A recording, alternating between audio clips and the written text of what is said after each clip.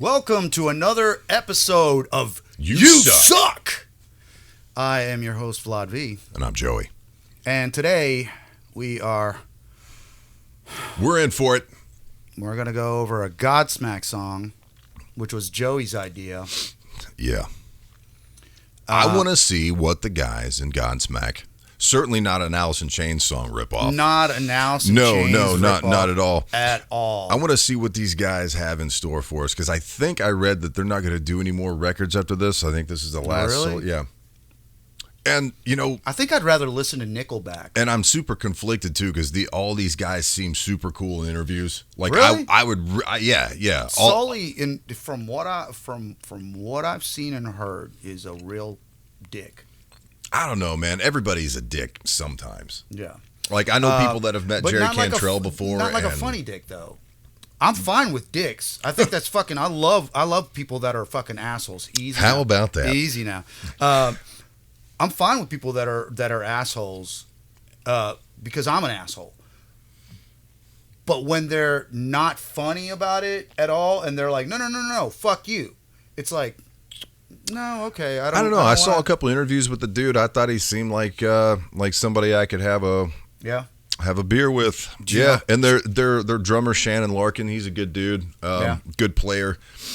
But I don't know, man. I think when Godsmack and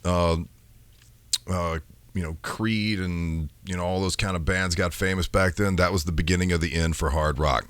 I don't. One of the biggest things I don't like about Bar Sully, lowered.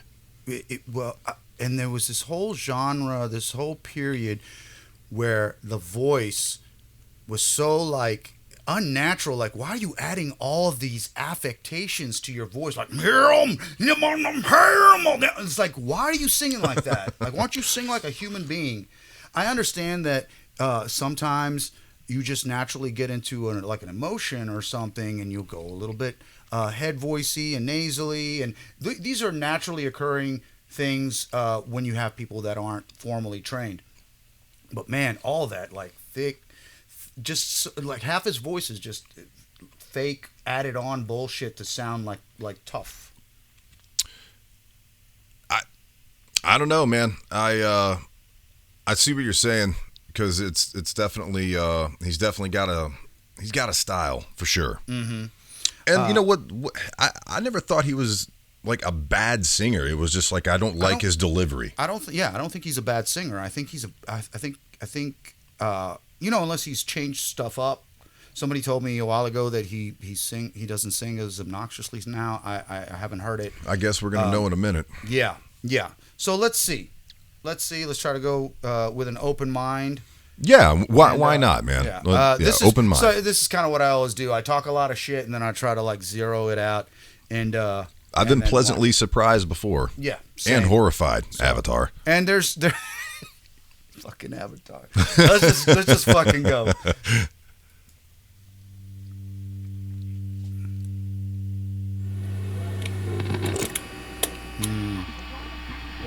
I wonder if he's going to tell us to get away in this song.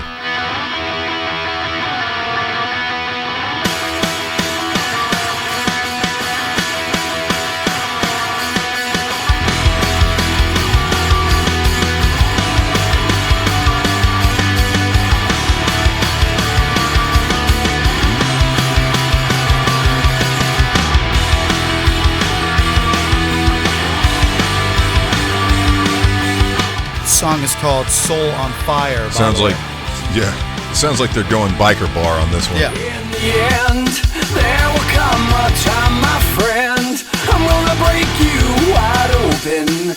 Didn't see this side unfolding. Hey, I can't wait for you to make up your mind. I need to take you every time I'm self-destructing. Help me, I'm begging you a long time. This time I need you in the worst way. Oh baby, I'd set my soul on fire. Help me, I'm begging you a long time. This time I need you in the worst way. Oh baby, I'd set my soul on fire. Boy, Boy, they went full butt rock on this one. Jesus Christ. Like a three-cheeked butt. Yeah. Like, that is the most trite sounding bunch of crap. Like, it's so everything I've ever heard for like the last 40 years. Yeah. I was hopeful in the beginning because I kind of liked the you know, the snare, you know, kind of thing he was doing there. That was not what I expected. I was like, okay, maybe this will be something interesting. And then they went into that sort of double time, like I don't know, yeah, 80s hair metal. They kind of lost me thing. there for a second. I don't know if I missed something, but it seemed like they were doing something kind of witty time wise. Yeah, that was actually kind of interesting. And right. then the oh, dude, that, I mean, yeah, it's so that's like VFW band kind of crap, man. You know what I'm saying? I will say Sully has dialed back all the shit that I hate about his voice, that he adds to his voice. And while I'm still not a fan, really,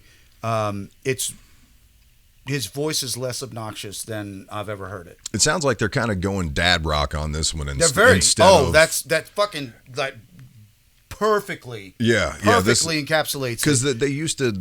It was like we're gonna do Alice in Chains, but heavier and darker and more. You know, heavier and darker than dude, Alice in Chains. You know, yeah, look, Alice in Chains, but dude, we're gonna make it about fucking instead about heroin, man. But this is full dad rock, man. These guys definitely need to hang it up. Yeah, they're kind of jumping the shark on this one, and they're trying to stay relevant to radio. You know, like the radio. Yeah, so it might not even be their fault. A&R is probably like, guys, we're gonna need some dad rock up in there. Yeah, and if this is their last album, I could see wanting to go out with a bang and be like, "Hey, man, let's just write a bunch of really hooky shit that's gonna make it on the radio. We'll make another fucking $1 jillion because you know we're so poor."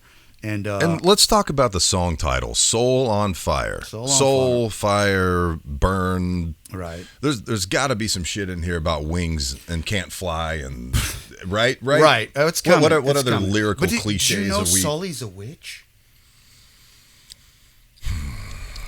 Yeah. What the fuck does that mean? I don't fucking know. I do know actually, but that is another video. And I don't want to get into that, but yeah, I'm not a big fan of all the general satanic bullshit that's interwoven in the music industry, and it immediately turns me off when I see Soul on Fire. It sounds like he's trying to make it about a chick, and he's like, "You set my soul on fire because I've got such a spiritual boner for you." If you're gonna do the satanic thing, put a fucking upside down cross in your forehead like Glenn Benton, or you're not doing it. Right. You're not doing it right. You're not committing. And if you don't know who Glenn Benton is, I'm sorry, because Deicide's awesome. Oh, God. Yeah. You like Deicide? I fucking love Deicide, dude. Fuck them and their stupid fucking assholes. I hate that shit. I love them. I love Morbid Angel. I love all that shit. Awful. Fucking Florida rednecks playing death metal. It's awesome. Ugh. Here we go.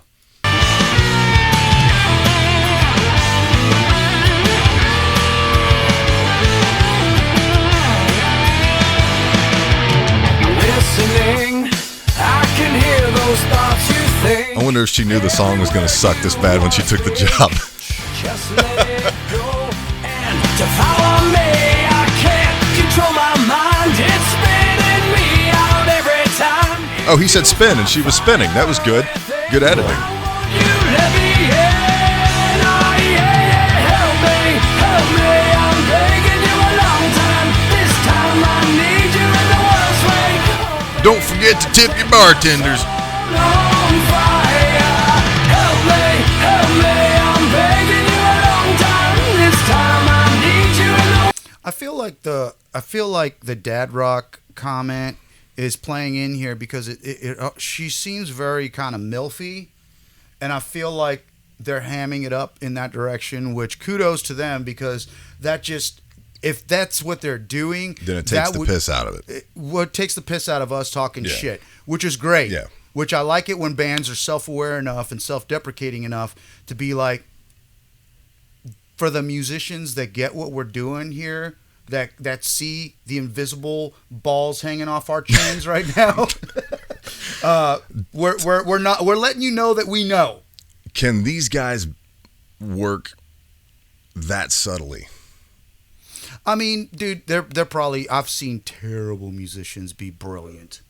You know what I mean? I've seen people that you're like, I've met musicians that I've talked shit about, or from bands that I hated, like the Creed guys.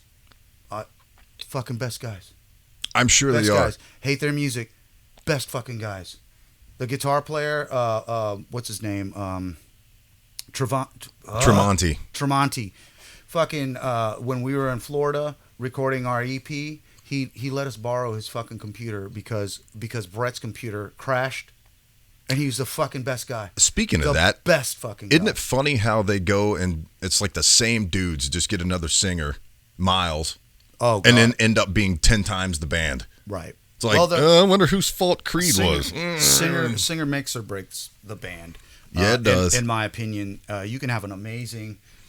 I'll take that as a compliment. Yep. You can have a phenomenal band, and you get a shitty singer. Meshuggah, we keep on bringing up. Won't listen to the band because I can't stand the singer. Bores the fuck out of me. Back in the 90s, he was much better. Right. He was. Destroy Erase and Proof, he was better. There's only so much screaming that you can do for fucking, well, the note is the decades. same now. Yeah, it's like. You got to vary the note. Yeah. See Phil Anselmo. Yes. Why is he so popular? Because he did it better than anyone. He did, the king of screams. He sure did. I don't give a fuck what you say. Yeah. Phil's the best. I agree. Here we go.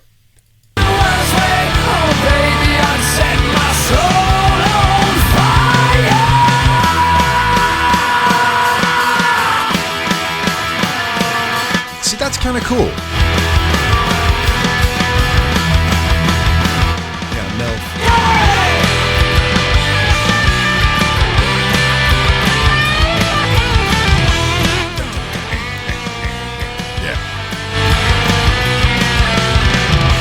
Harkens back to like the Guns N' Roses days. Very campy. And if you're going to do that kind of shit, the song better be fucking good, like Guns N' Roses. Help me, I'm begging you a long time. This time I need you. Is that her third outfit or fourth? Keeps on switching. Yeah. I'm begging you a long time.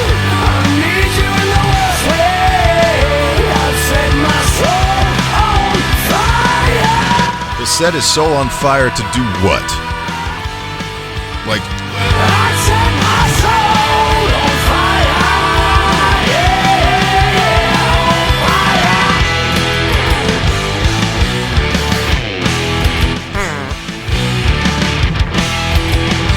That's all the.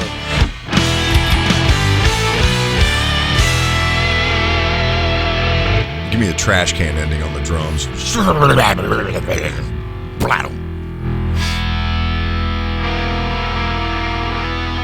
Ooh, goddamn. You know, they didn't even do the usual. I thought there was going to be like the cliche halftime bridge. They didn't even get that far.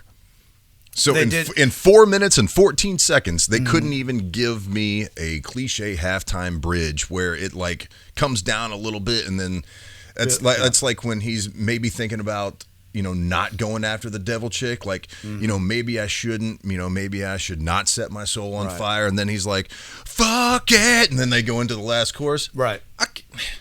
4 minutes and 14 seconds, and you couldn't give me that? Come on, Sully. There's a lot of staples in that song as far as tried and true little hooky things, and that's cool if they haven't, it hadn't already been so played out by being done in so many different songs already. But again, if they're trying for a radio hit, I'm sure we'll fucking hear this probably 10 years from now. Yeah, and I said this on heavy rotation. I like that it's a song. I like that, you know, even though I don't like it, and I'm complaining about how typical of a song it is, it's gonna help me. If this you know, were it's a chorus. It's you're gonna get it stuck in your head whether you want to or not, and that's one of, in my opinion, if you're gonna be a good writer, you got to have the ability to be like, even if you don't like my chorus, you'll be singing it, bitch. Well, you know? yeah, no, it's already in my head. That's a big part of it. Sure. And that's a big part of being a good songwriter. And I think they are good songwriters, and that's the irony between a band like them and a band like Periphery, is that if not necessarily that trite, I'm just talking about the underlying structure again, but if you can take the solidity of that, right, and put it in original sounding riffs, minus the Meshuggah wannabe riffs, then you'd have a band that I want to listen to. Yeah. You know, and that was one of my go back to Pantera. That was the biggest, best thing that they did for metal, is that people don't understand that their songs had this underlying structure that made fucking sense, and they could be as heavy as they fucking want to be, and they were like the heaviest at the time, arguably still, because no one's really changed heavy, and they were still hooky as shit. They still had that those pop sensibilities. This song seems a little bit poppier than what I remember Godsmack being. Like, okay, any people that are watching this that are Godsmack fans, like legit Godsmack fans, is this a departure for them?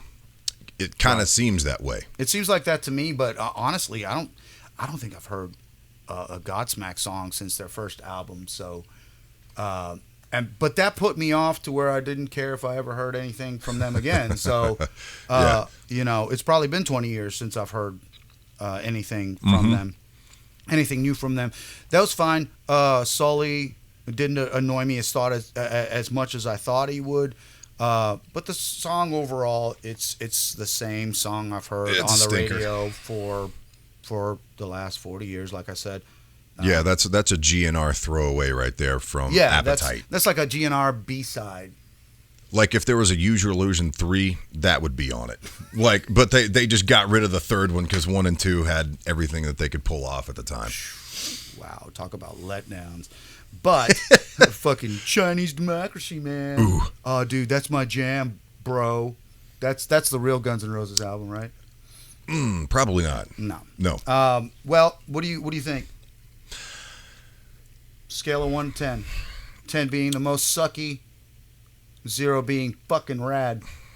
For Godsmack, I'm gonna have to give this. Okay. So do we, for shitty bands, do we have to grade on a bell curve? Like, are we giving them a couple of, like, would this be a 5 on the Godsmack scale, but a 10? No, they don't get their own. They don't get the. Okay, 10. This is 10 sucks. Holy fucking shit, man. We didn't need this. Only awesome bands that have proven to be awesome in the past get their own bell curve. Okay. All right. All right. So I'm putting this on a 10. New rule. And the reason I say a 10 is because these guys are smart enough to know we didn't need another song that sounds like this. Nobody needs a song that sounds like this. There's too many, man. It's 2023, not 1989.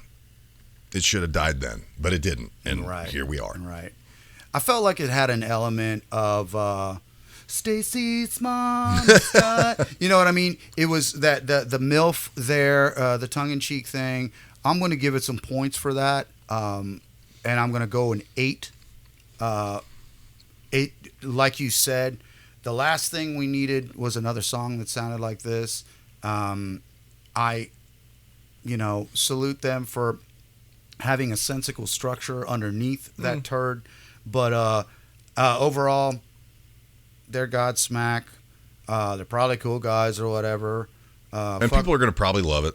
I mean, seriously. Yeah, people will love it. If you're a Godsmack fan, you probably like it. Yeah. And that's cool.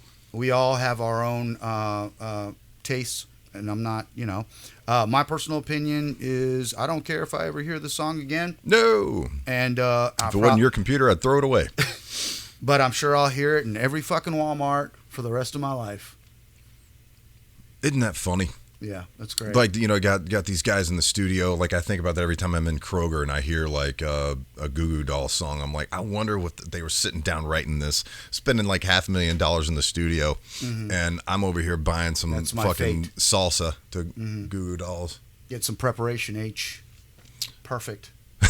Perfect alignment. God talks to you in mysterious ways. Not me, you. Yeah. Oh. Yeah. He makes me pick up a tube of Preparation H when Godsmack is on the fucking Walmart radio. Yep.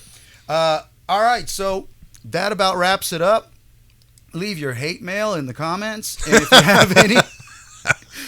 if you have any, ideas for songs that you guys want to see us take apart, let us know, and we'll read through them, and we might do it on a next video. Thanks for watching.